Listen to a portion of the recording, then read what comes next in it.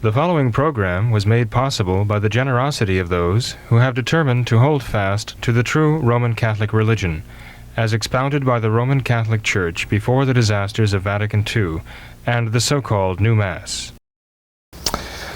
Hello and welcome to What Catholics Believe. This is another special edition here addressing the crisis now in the Novus Ordo Church regarding the letter of Archbishop Vigano regarding Francis and his involvement in the abuse crisis.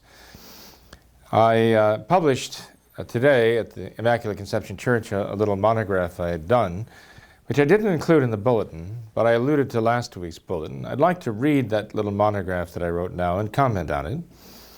Last week's bulletin briefly mentioned the Pennsylvania Grand Jury report about hundreds of New Order clergymen abusing 1,000 children and teenagers over 60 years in just 6 dioceses.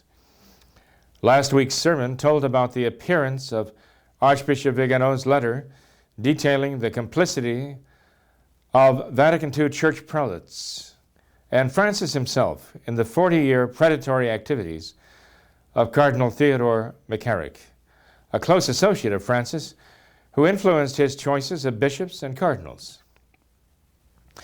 All of this has filled the news, seized the attention, and dominated discussions of people throughout the world during this past week, with many voices demanding that Francis resign as Supreme Pontiff of the New Order. During his in-flight press conference from Dublin to Rome last Sunday, a journalist asked Francis about the letter and its accusations. Francis answered, "I read the statement this morning, and I must tell you sincerely that I must say this to you and all those who are interested. Read the statement carefully and make your own judgment.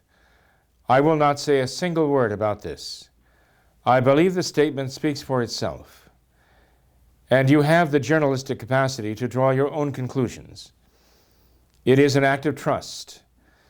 When some time passes and you have drawn your own conclusions, I may speak. But I would like your professional maturity to do the work for you. It will be good for you." Now, Swiss Bishop Marian Eleganti has called Francis's statement, quote, a classic non-denial denial. But Francis' statement actually appears to be rather a non-denial admission. When Francis continues, quote, "I believe that statement speaks for itself." He's right about that. Archbishop Vigano's statement certainly does speak for itself, but Francis will not speak for himself. And does he then tell the press that he expects them to deal with the Archbishop, that he expects them to deal with Archbishop Vigano's letter, encouraging them to draw their own conclusions? He then says, quote, "It's an act of trust." Well, whose trust? Francis's trust in them? His trust in them to do what? Francis's trust in them to deal with the problem. Is it purely accidental that the liberal so-called Catholic press immediately began to attack Archbishop Vigano's honesty, integrity, and credibility? The Archbishop was already then in hiding, out of reach of the Vatican, and beyond the wrath of the New Order's deviant syndicate. Has Francis called upon his allies in the liberal press to, quote, fix the problem for him? Did Francis set the press hounds on Vigano to tear him apart by character assassination? Whether or not Francis gave the order, that's exactly what they've done. And Francis concluded his non-answer with this peculiar statement: "When some time passes and you have drawn your conclusions, I may speak." Now, I'm not the only one who raises this question of whether Francis was in fact signaling to his press agents in the Catholic press, as it's called, or the secular press for that matter, that he was signaling to them that he expects them to take care of the problem, that he really has nothing that he can say, but it's up to them to say what's necessary, that is, to discredit the letter of Archbishop Vigano by discrediting him? Well, in First Things, dated August 31st, 2018, John Waters writes in Francis and the Journalists, "When you read the Pope's response again in light of what has happened or not happened, in the several days since, it acquires an ominous tenor, inviting a stab at a new translation. Here is mine." So John Waters then gives his own translation of Francis's statement. And I quote, "Read the statement in the knowledge of the relationship you and I share. We are men and women of the world and like-minded on what is important. We know where we stand on matters like homosexuality and homosexual priests. But be careful how you handle this Vigano business. A wrong word could undo all we have achieved. I have faith in you to figure out who this man is. Do your work well, and there will be no need for me to risk my position. Once you have defused the situation, I will deal with Vigano for the record. We are all adults here. I know I can count on you. I need your help on this, but we have an understanding that has worked well so far. Trust me." These words do not represent an actual translation of what Francis says, but John Waters says his words can be understood in this way. And I thought it was interesting that he pointed this out because I have not seen this interpretation anywhere else, really. Perhaps one other site that I was directed to hinted at this idea. But the idea that Francis was actually unloosing the hounds of the press to go after Vigano to discredit him, and only then would Francis have anything to say after they had done their dirty work, as it were, is not beyond the pale, and I'm not the only one who's interpreting and understanding Francis this way. Sad to say. In any case, whether that is exactly what Francis meant or not, it is exactly what has happened. In fact, Il Giornale of Italy actually went so far as to contact Vigano's sister and brother, one brother and one sister, to get a statement from the sister that her brother, Archbishop Vigano, had somehow defrauded her in some real estate deal. And so they will stoop to that even, to contact his members of his family to get complaints of family members against him.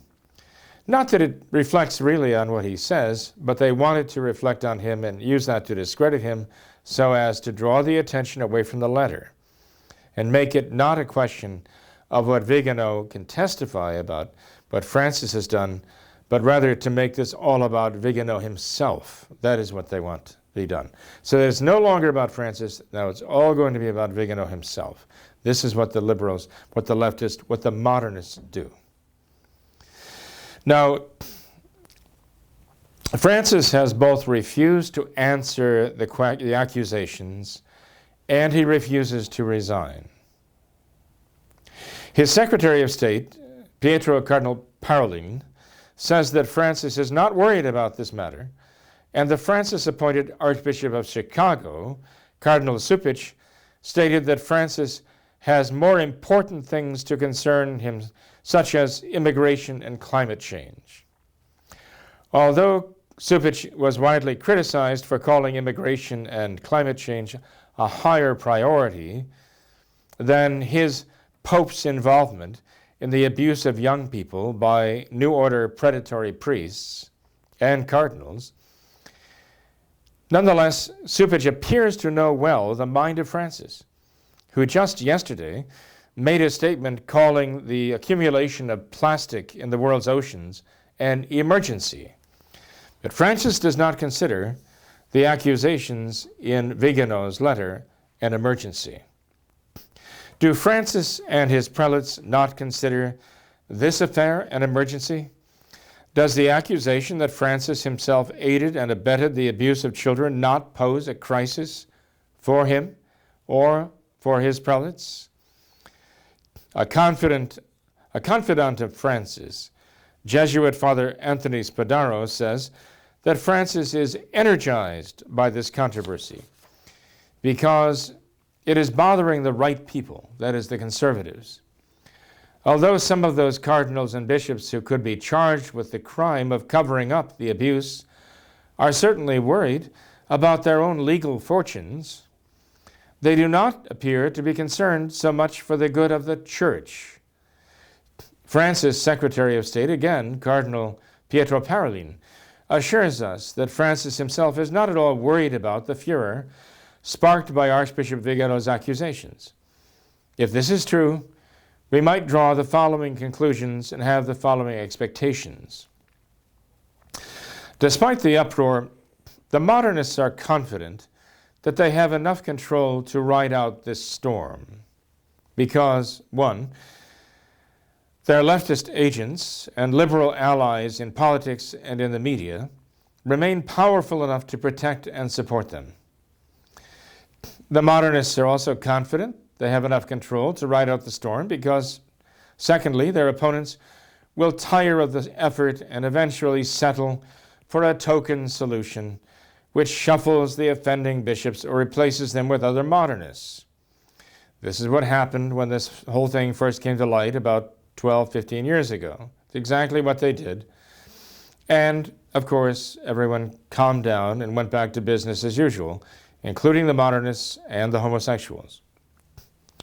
A third reason why the modernists have confidence that this will blow over like a storm at sea is that even now very few people acknowledge that the root of the problem is modernism and that all the other evils follow from what the modernists have done and continue to do.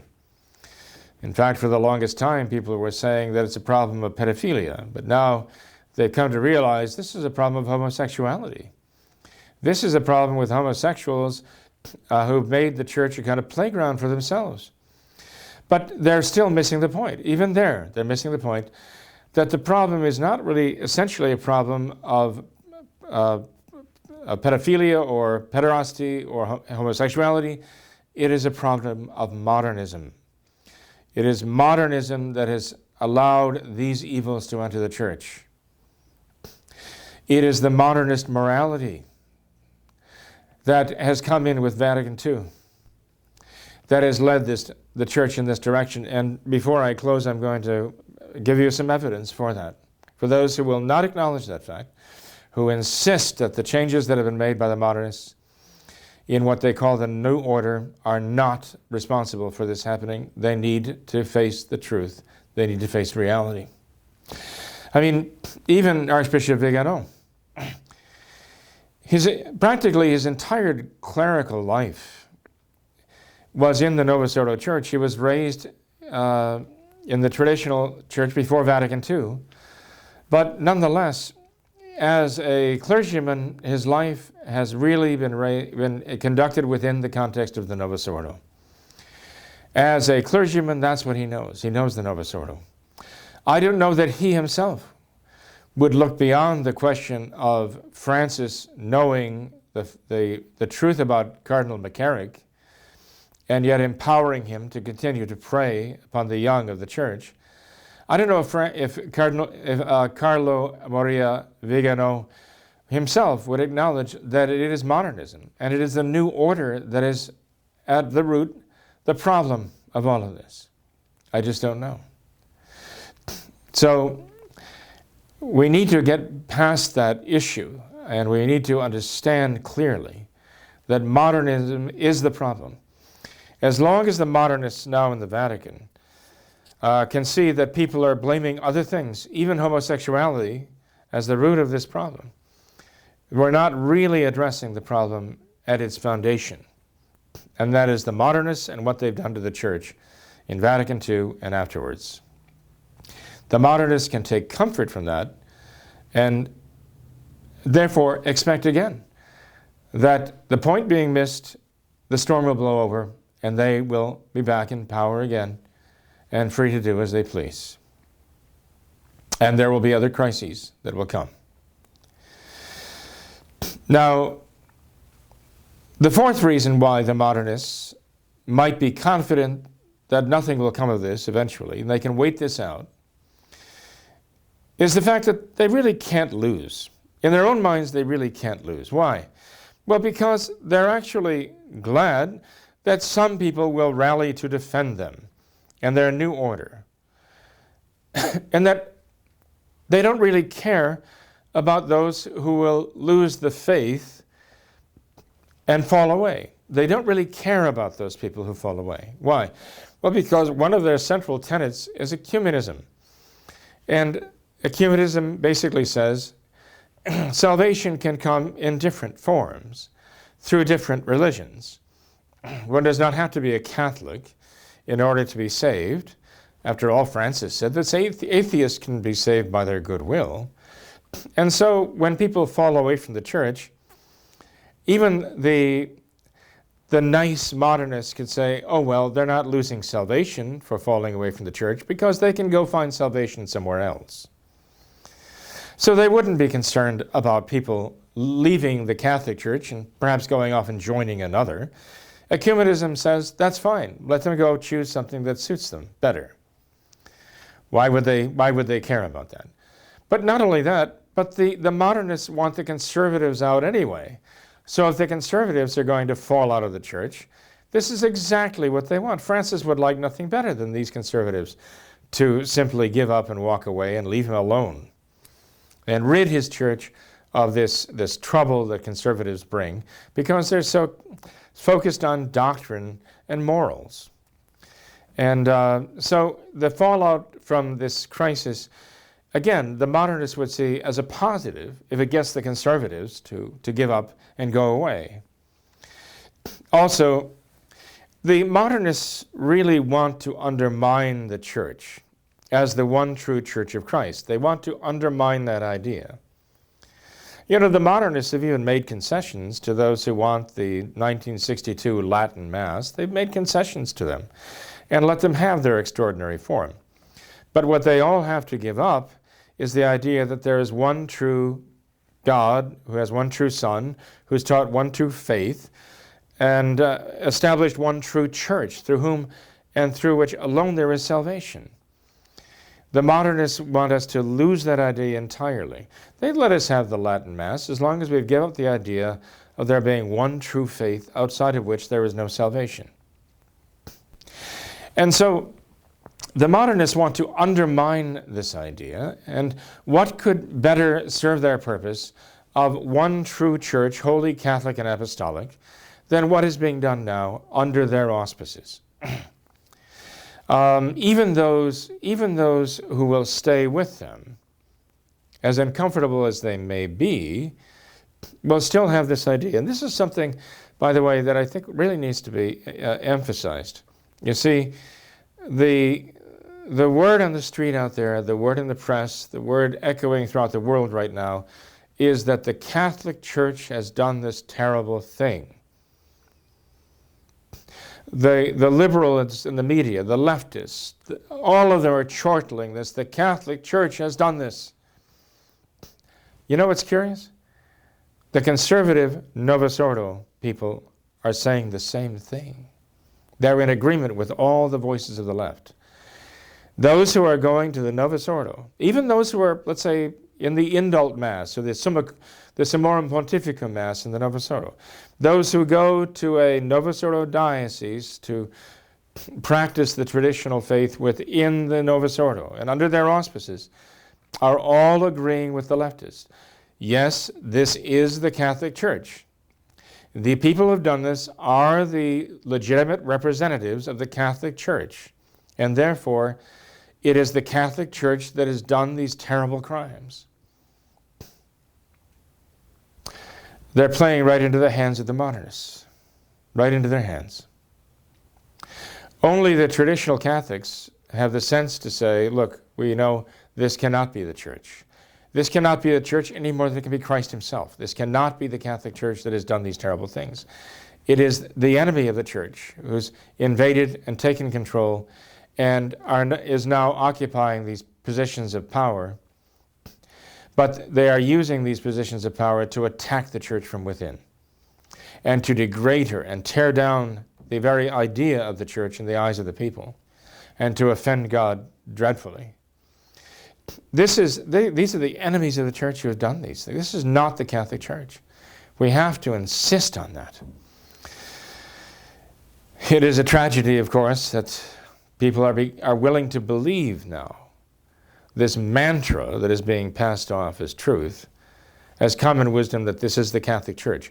But these are the modernists who've done this. They have done this not in the name of the church. Well, they have done it in the name of the church. That's the problem. But what is true is that they can't really do it in the name of the church, honestly. They're doing it in the church, and they're doing it to the church. They're inflicting these crimes upon the church. But the real crime that started all of this was the crime that went on when they changed the faith, when they changed the religion, when what came out of Vatican II was a blank check to the modernists to craft a modernist religion to go with their modernist faith that they imposed at Vatican II. Again, there are people who will say, oh, that's not true, that's an exaggeration, but wait. Before I'm done, I want to refer to something that actually happened immediately after Vatican II that I think shows very clearly what we're dealing with here. So, again, the modernists feel that they're going to be able to ride out this storm. And so we see that their tactics, now their reactions have changed. And I don't mean to be pedantic about it, but I would say that their tactics in a matter of a week's time have gone from thrashing mode and trashing mode to, actually lashing mode. And I'll explain what I mean by that. The founder of a prominent business software company here in the United States, a company that is now actually throughout the world, explained to me what thrashing mode meant in computer jargon. And it has to do with the computer is overwhelmed, when it's overwhelmed with data and overwhelmed with tasks, and it is going from one to the other and cannot complete anything, cannot really effectively do any job. Well, I think that was the initial reaction of the modernists at the word of, well, actually at the all the way back at the beginning of August when the grand jury in Pennsylvania published its report. I think initially the modernists went into thrashing mode, trying to figure out what do we do to save face? What do we do to cover up the cover-up now? But when they got beyond that and pulled themselves together, I think that the next mode they went into was trashing mode. And I think that was Francis's signal, not only to the press, but I think it was a signal to also his abusing modernist bishops and cardinals and priests. Now we have to go after Vigano, and we have to trash his name. We have to undermine him. That's our defense. The best defense is a good offense. But now I think they've gone to what I call lashing mode. And by that, I don't just mean lashing out against Vigano. I mean in the sense of a ship at sea where the crew wants to lash itself to the mast to ride out the storm. I think they're now in that mode of lashing themselves to the mast and riding out the storm no matter what.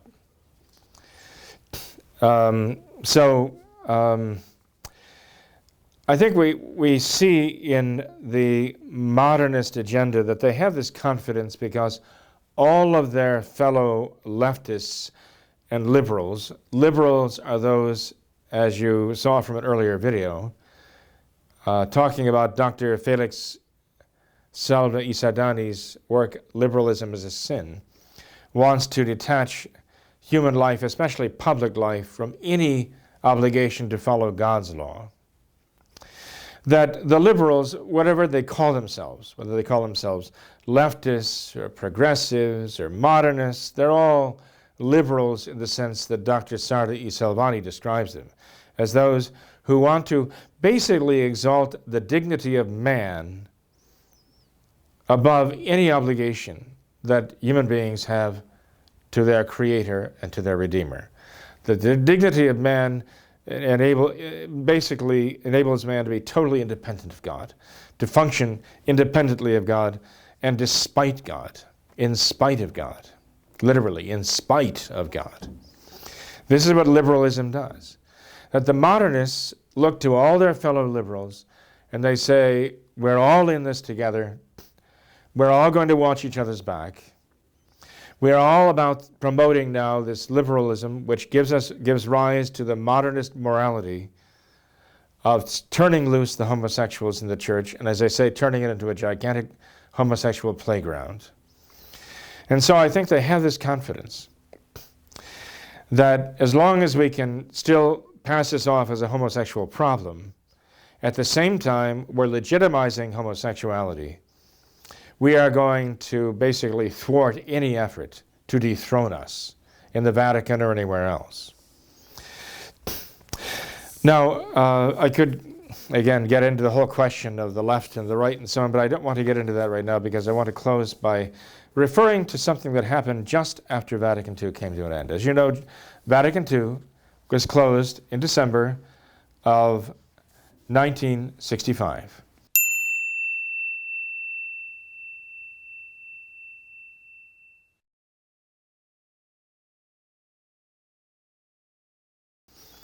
And within the year, the renewal was already well underway.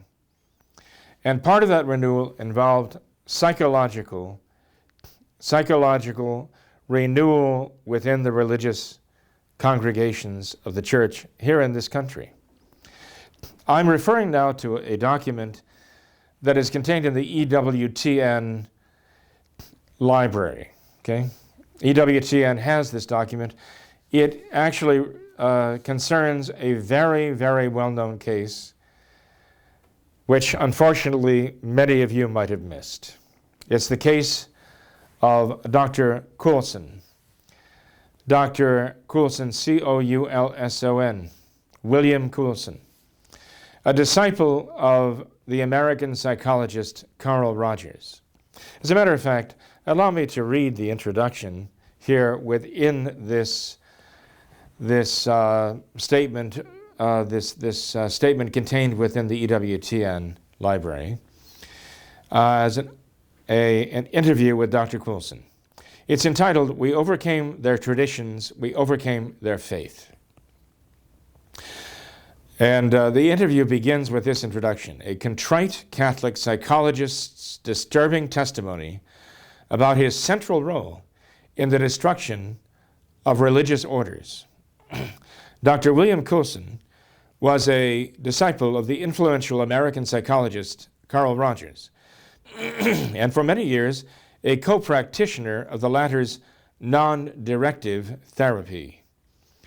In 1964, he became chief of staff at Rogers Western Behavioral Sciences Institute in La Jolla, California, where he says, as the resident Catholic, it became his task to gather a cadre of felicitators to invade the Immaculate Heart of Mary community of nuns, and later some 24 other orders, among them the Sisters of Mercy, the Sisters of Providence, and the Jesuits. It was only in 1971 that he began to back away from religious orders, from his belief in psychotherapy, when its destructive effects on the religious orders and on the church and society in general became apparent to him. Having abandoned his once lucrative practice, Dr. Coulson now devotes his life to lecturing to Catholic and Protestant groups on the dangers of psychotherapy. It continues in the next paragraph. In the following interview with Dr. William Mara, God rest his soul, Dr. Coulson discusses his role in the destruction of Catholic religious orders and his subsequent change of mind. Now, for those of you who want to get on the EWTN website and find in their library this document, you'll find it very much worth reading. Very, very instructive and revealing. I'm just going to try to paraphrase it and perhaps quote some of the areas where quotations are in order to show you what's really happened. Dr. Coulson says that he went to Notre Dame. He was working on his doctorate in philosophy at Notre Dame. His dissertation was on Carl Rogers' theory of human nature. He says that that theory of human nature believed that every man is totally good. At this point, Dr. Marist stopped him and said, "Stop right there. Were you a Catholic at the time?" And Coulson answers, "Yes." And Dr. Marist said, "And Notre Dame was Catholic. Interesting question. And Notre Dame was Catholic at the time. And Dr. Coulson answers, "Notre Dame was Catholic, he says. I got a good education in Thomistic philosophy." And Dr. Murrah asks him, "Well, didn't it occur to you that as a faithful Catholic, you couldn't buy the idea that men are basically good? Didn't original sin mean anything to you?" And Coulson responds that it wasn't my task then to be a critic of Rogers' theory. I wanted to find out what he taught. And having read everything that I could get my hands on, I contacted him at the University of Wisconsin. So again, a sad answer, but he's being very frank. Yes, Dr. Rogers' theory and his philosophy was against, his psychology was against Catholic teaching, but he, in the doctoral program at the University of Notre Dame, was going to write his dissertation on this whole idea, in a sense, glorifying what he knew was contrary to the faith. I guess he didn't appreciate it at the time, as he explains a bit later. In any case, Dr. Coulson did, as this doctoral candidate, contact Rogers at the University of Wisconsin and was invited to go there and work with Dr. Coulson. And Dr. Rogers was working with neurotics. He was working with neuroses through his method of non-directive therapy. And in the course of the interview, Coulson says, "So Rogers had the idea that to help these neurotics, we should refer them to the source of authority within them. In other words, refer them to their consciences." Now here you see where this is leading here. Their consciences is the ultimate authority. This is the Novus Ordo. This is modernism.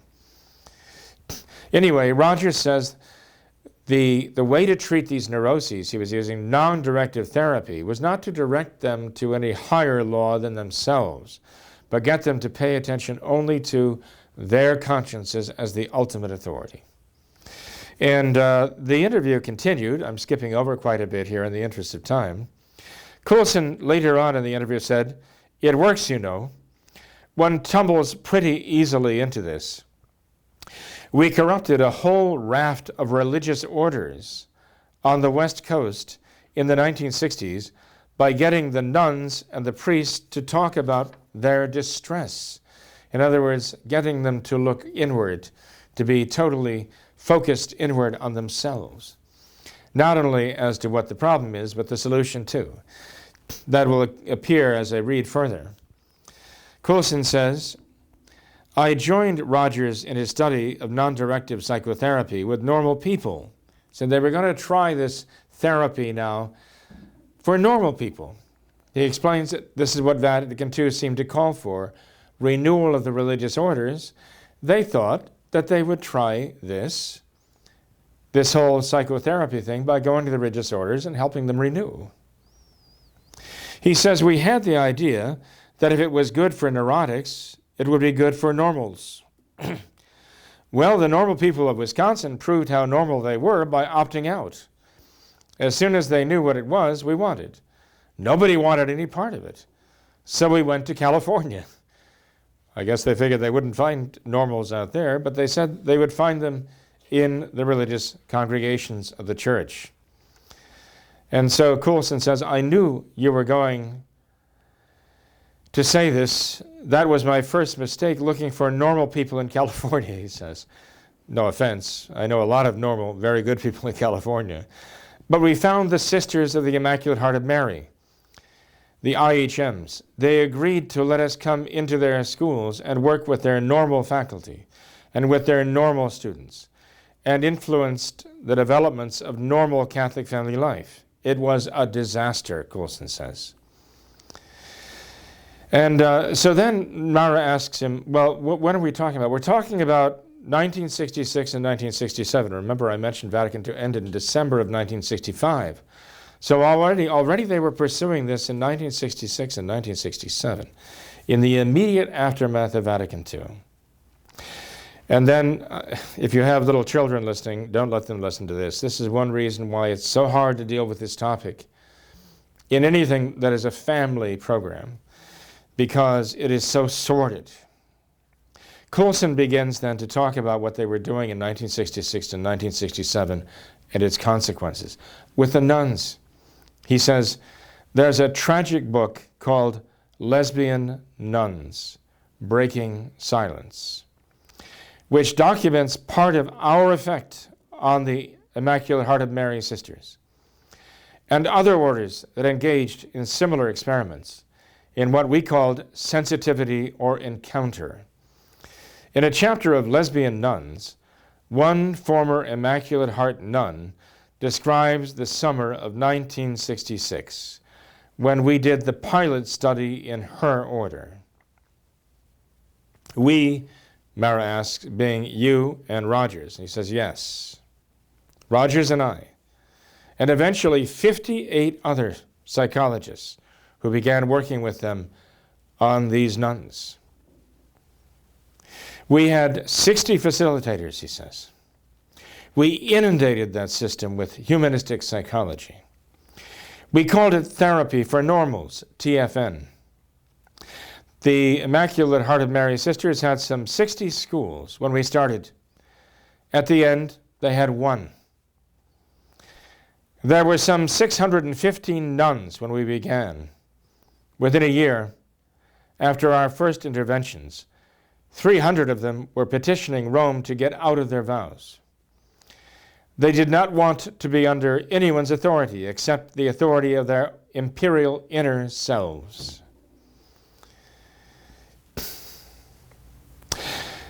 At this point, actually, it appears that they had a copy of this book, Lesbian Nuns, at hand, because Dr. Mara asks, who's that on the cover of the book? Well, as a matter of fact, someone provided for me years ago a copy of this book. I don't recommend it. It is sordid. It is gravely immoral. But it is an eye-opener to show what they did to these sisters in the name of renewal of Vatican II. Coulson answers that on the cover of that book, Lesbian Nuns Breaking Silence, is Sister Mary Benjamin, IHM. He says, Sister Mary Benjamin got involved with us in the summer of 1966 and became the victim of a lesbian seduction. An older nun in the group, feeling herself to be more expressive of who she really was internally, decided that she wanted to make love with Sister Mary Benjamin. Well, Sister Mary Benjamin engaged in this, and then she was stricken with guilt and wondered, to quote from her book, was I doing something wrong? Was I doing something terrible? I talked to a priest. Unfortunately, Coulson says, we had talked to him first. I talked to a priest, she said, who refused to pass judgment on my actions. He said it was up to me to decide if they were right or wrong. He opened a door, and I walked through the door, realizing I was on my own. Isn't that interesting? He refused to pass judgment on my actions, essentially saying,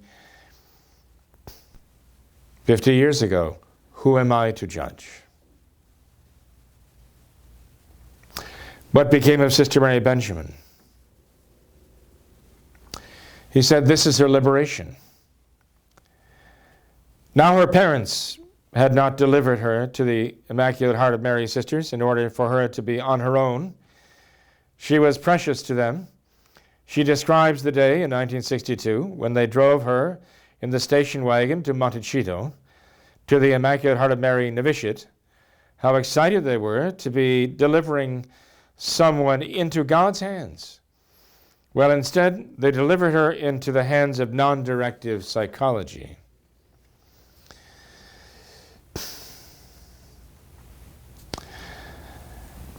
And this is what has become of Sister Mary Benjamin now. She embraced the life of lesbianism, homosexuality. It is who she has become. And she then oversaw the publication of this book, Lesbian Nuns, Breaking Silence. You see, this happened. We're talking about the 1966, 1967 aftermath of Vatican II. We're talking about the years immediately after Vatican II. What was done in the name of renewal. And that is what Coulson says in the course of his interview. He says that he and Rogers had access, not only because he was Catholic, but because he said Rogers himself had a great reputation. He said he was a former president of the American Psychological Association. He won its first Distinguished Scientific Contribution Award. The WBSI was also the home of Abraham Maslow, the other great figure in humanistic psychology. And he says this is what entered by means of their influence into these religious communities, humanistic psychology in the name of renewal after Vatican II. Coulson addresses that question, what does it mean to you? What the priest said to Sister Mary Benjamin, what does it mean to you? Or what does it mean to me? Or to God? The priest got confused, he said, about his role as a confessor. He thought it was personal, and he consulted himself and said, I can't pass judgment on you. But that's not what confession is, Coulson says. It is not about the priest as a person taking a decision for the client. Rather, it's what God says. In fact, God has already judged in this matter. God has judged. You are quite right to feel guilty about it. Go thou and sin no more. Instead, he said to Sister Mary Benjamin that she should decide for herself. And that's exactly what she did.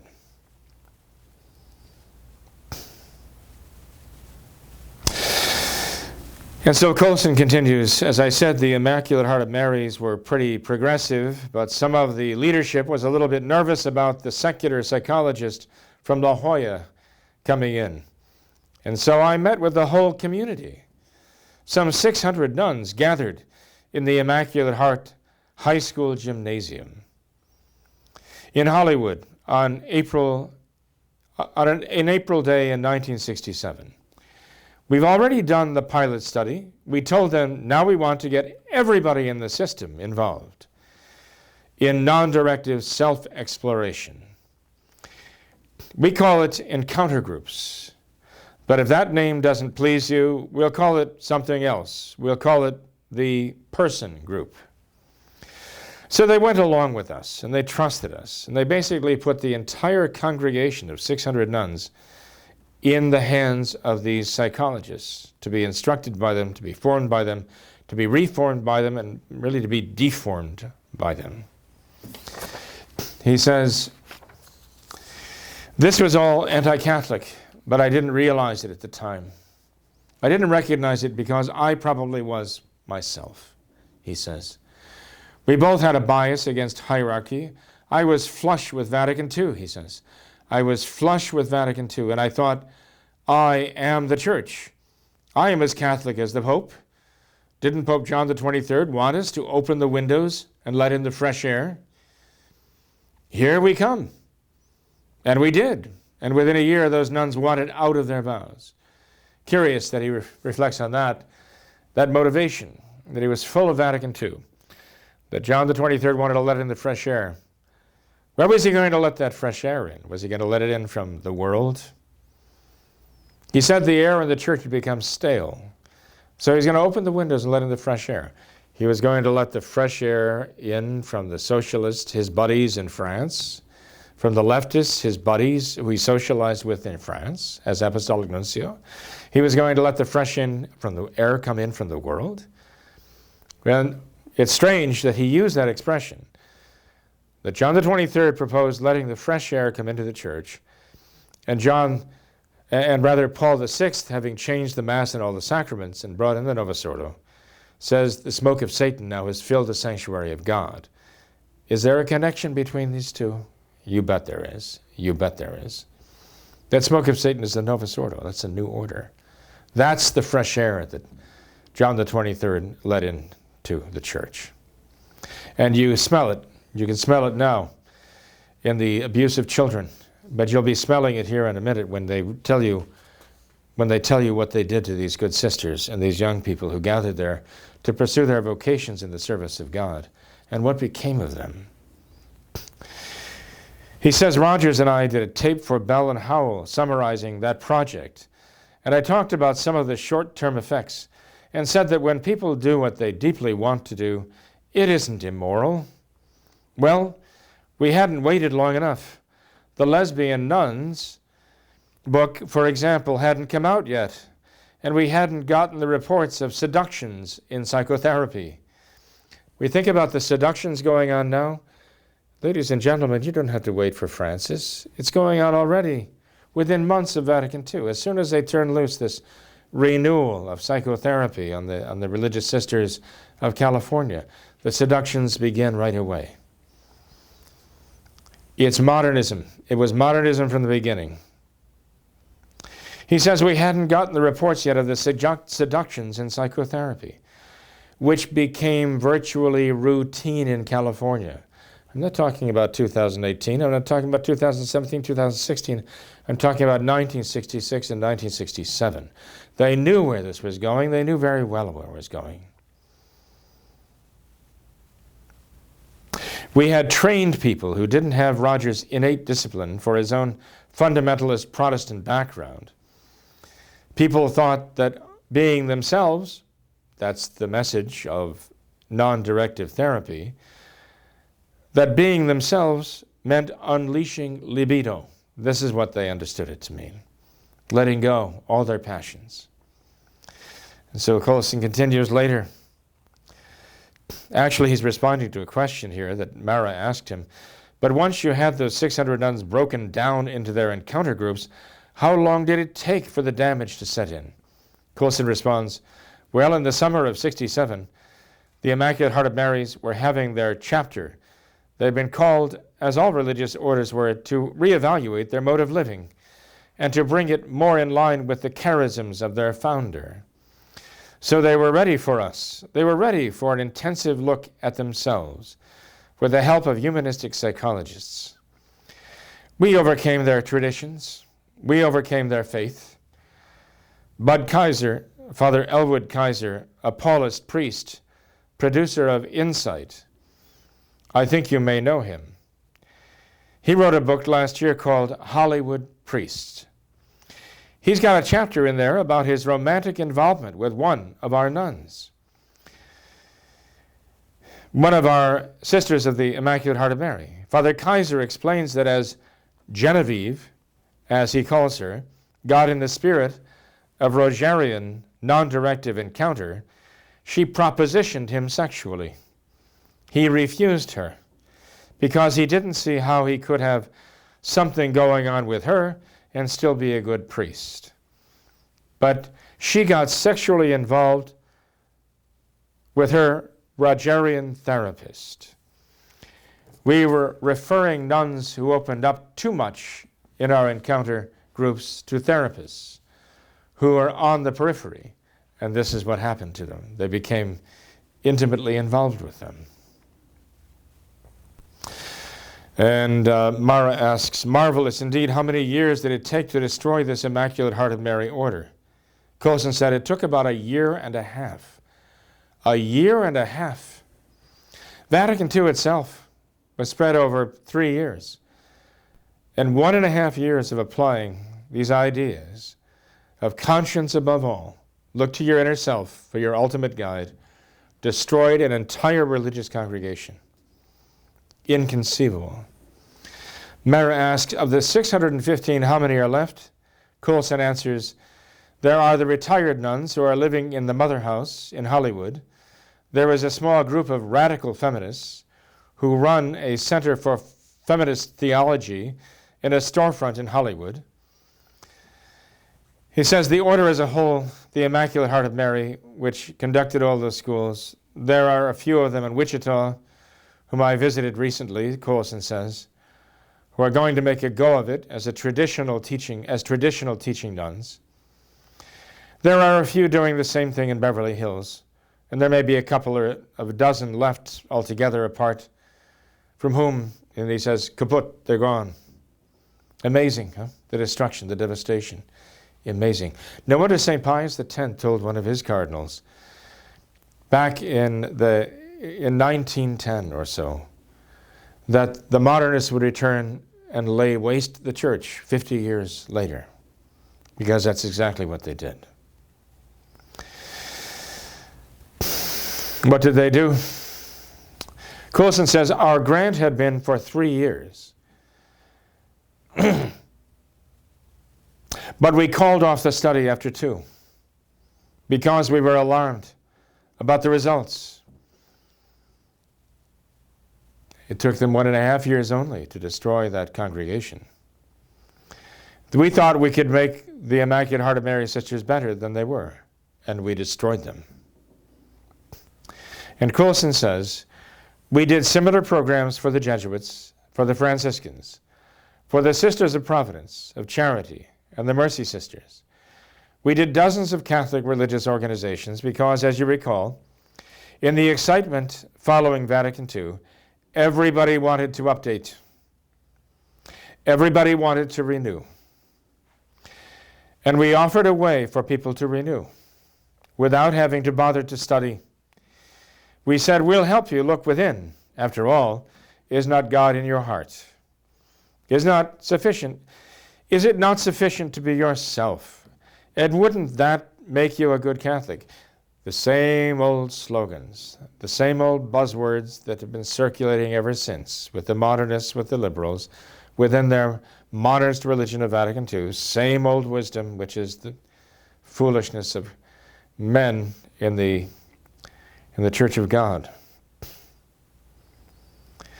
Is it not sufficient to be yourself? And wouldn't that make you a good Catholic all by itself? And if it doesn't, then perhaps you shouldn't have been a Catholic in the first place. Well, after a while, there weren't many Catholics left, he says. This interview with Dr. Coulson is very, very, very important to read it in the context of today now. To read it in the context of what was written by Archbishop Vigano, written in the context of Francis and his refusal to answer, even in terms of his statement, who am I to judge? I'm going to close very soon. I'm sorry for going on at some length here, but I think it is instructive to us to understand what's happening before our very eyes here, and why I say the problem is modernism. Ultimately, that is what has unleashed this in the church. Coulson says, my phoniness. He refers to his phoniness. But what is phoniness? Well, his phoniness is, among other things, his Catholic doctrine. This is what we make people think is phony. The Catholic doctrine that he's learned. That when we get a person to turn inside himself and review, then what looks as though it's something imported, not something of himself, something that has been imposed from outside him, something that is phony is his Catholic faith, he says. If you look within yourself and you find the creed, for example, you can imagine someone saying, oh, you're just being a mama's boy, aren't you? You're just doing what you were taught to do. I want to hear from the real you. The proof of authenticity on the humanistic philosophy model is to go against what you were trained to do, what you were trained to be, to call all of that phoniness, and to say what is deepest within you. What's deepest within you, however, are certain unrequited longings, including sexual longings.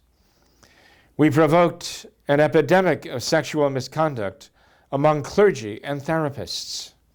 We're talking about the immediate aftermath of Vatican II. It's been going on all that time. No surprise. Francis says, the spirit of surprises is his God.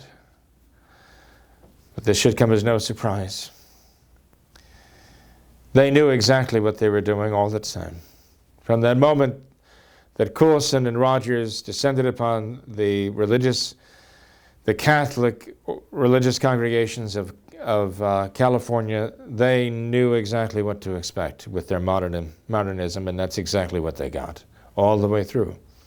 Remember, the report of the grand jury in Pennsylvania covered 70 years. Abuse cases going back 70 years in the run-up, during, and after Vatican II. And Coulson continues, well, actually, we started with the Jesuits. He said, we actually started with the Jesuits.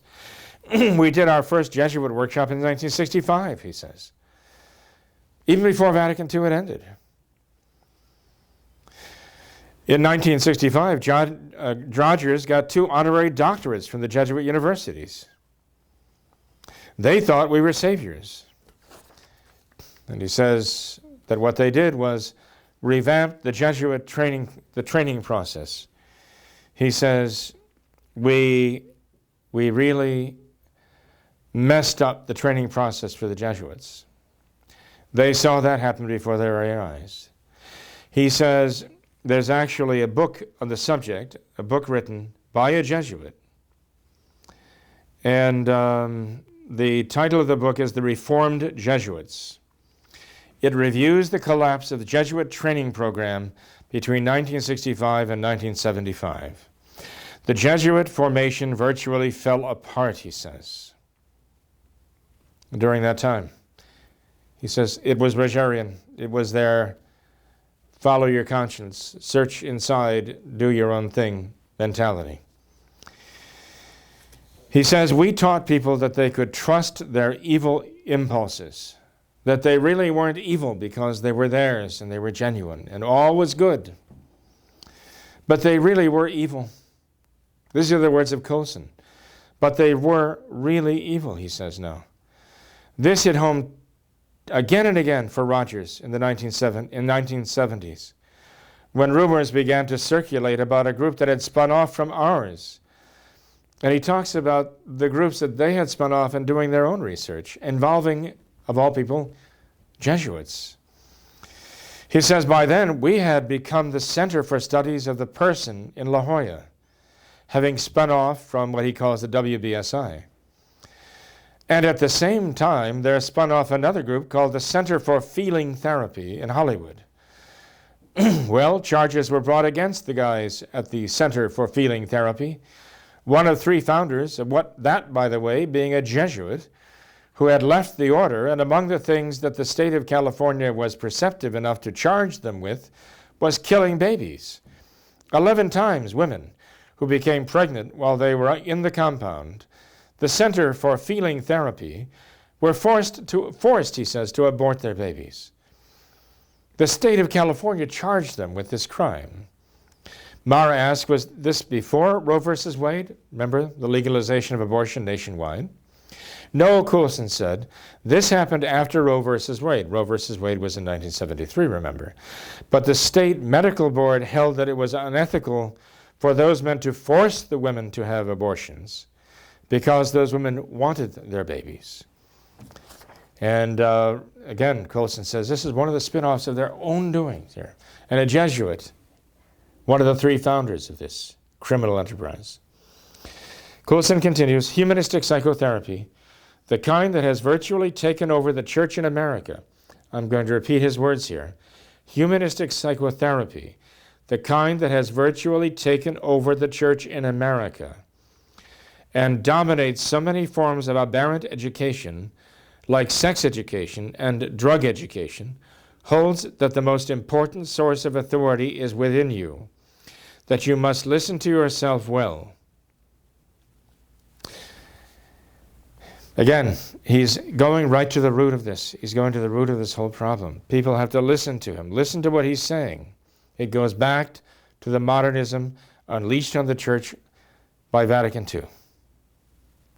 Coulson even goes on to say that he pulled his own children out of Catholic schools while all of this was going on, while they were corrupting the religious congregations teaching in other Catholic schools and corrupting other Catholic schools. He and his wife, he attributes his wife's perceptiveness to this, pulled their own children out of those Catholic schools because he recognized what was going on. Now, my dear people, how can we continue to be in denial? How can we continue to deny that it is modernists who have done this? They are the sworn enemies of the Catholic Church, unveiled as the worst enemies the Church has ever faced by Pope St. Pius X himself in 1907, encyclical Pascendi. In that encyclical, Pope St. Pius X said that modernism is the collection of all the heresies. It changes the very meaning of the word faith, for heaven's sake. And he says that modernists are characterized by pride and audacity. But you can't find anything more audacious than Francis's answer to those journalists. That is characteristic of audacity. And it is also audacious for a man like Francis to say, "Who am I to judge?" when God has already judged, when God has already made the judgment.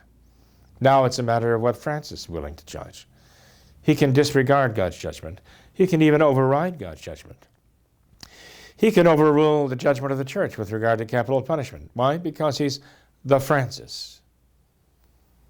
And everything he says is magisterium. This is modernism. This is not Catholicism. And what has done this is not the Catholic Church. It is the enemy of the Catholic Church, the modernist church that has come out of Vatican II. We need to understand that so that we cannot blame the Church or Christ for what has happened. We need rather to rescue the Church from the clutches of these modernist maniacs. We need to rescue the Church from the clutches of these people. And we need to insist that they do not legitimately represent the Catholic faith. They do not legitimately represent the Catholic Church. That their religion is a religion of modernism. It is the practice of modernism, which they and we now know as the Novus Ordo. We have to put an end to the charade that they've got going on, which has for the last 70 years, as it was found, produced these predators, these homosexual predators who are preying upon their own children in their own seminaries and in their own schools. My dear people, please, please see reality for what it is. Don't continue into the modernist fog, wandering, stumbling through the modernist fog that they generate, the smoke of Satan. Realize that this is modernism that has done this. The enemy of Christ, the enemy of the Church, the enemy of Catholics, has done this evil deed. And it's going to continue doing this as long as they can get away with it, and they will get away with it until somebody recognizes, until we recognize what the problem is. The problem, ultimately, is modernism that has invaded the Church. That is the smoke of Satan. And now we have to blow it out, and we have to return to practice the traditional Catholic religion, the only real expression of the true Catholic faith. May God bless you all.